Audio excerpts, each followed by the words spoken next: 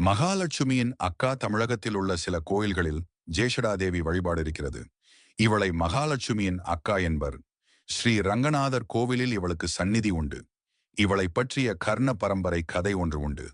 குப்பன் ஒரு சோம்பேறி. அவனது அம்மா வயலில் வேலை பார்த்து குப்பனுக்கு கஞ்சி ஊற்றுவாள். கல்யாணம் செய்து வைத்தால் உழைக்க ஆரம்பித்து விடுவான் என அம்மா எண்ணினாள். திருமணமும் முடிந்தது. புது மனைவியிடம் வேலைக்கு போவதாக சொல்லிவிட்டு போவான். ஆனால் ஊரை விட்டு தள்ளியுள்ள ஒரு ஆலமரத்தடியில் படுத்து உறங்குவான்.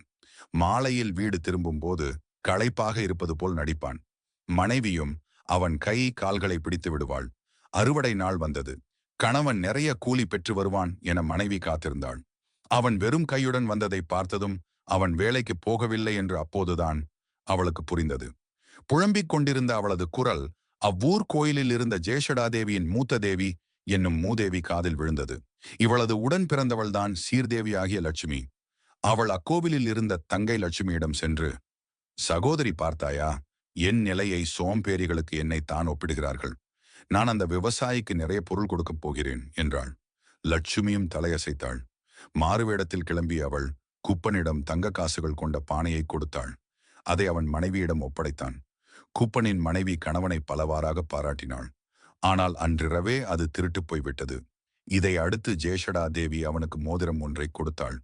அதையும் அவன் ஆற்றில் குளிக்கும் போது தண்ணீரில் தவறவிட்டான். விவசாயி மட்டுமல்ல, ஜேஷடா தேவியும் வருத்தப்பட்டாள். தன் சகோதரியிடம் மீண்டும் சென்று அவனுக்கு நிலைக்கும் வகையில் ஏதாவது ஒரு பொருள் கொடேன் என்றாள். அதற்கு திருமகள், சகோதரி உழைப்பு இல்லாமல் கிடைக்கும் பொருள் நிலைக்காது. அவன் உழைக்க வேண்டும். அதில் கிடைக்கும் பொருளே நிலைக்கும் என அவனிடம் சொல் என்றாள்.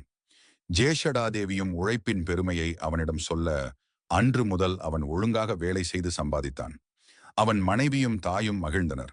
அக்காலத்தில் மன்னர்கள் போருக்கு கிளம்பும் போது ஜேஷடாதேவி சந்நிதிக்கு செல்வர்.